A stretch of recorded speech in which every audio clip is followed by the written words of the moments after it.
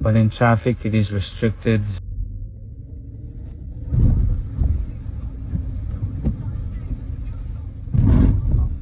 Well, it limits. You can watch it when parking.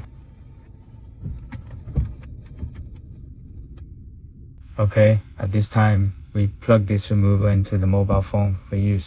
Then install the app on your phone, turn it on, and it will automatically connect to Bluetooth. Let's move here. Point and send device. Okay, that's it.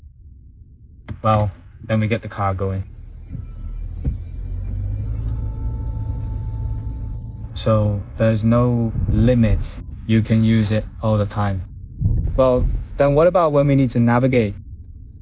We unplug this remover, then navigate it. That's how it's used. Okay, thanks.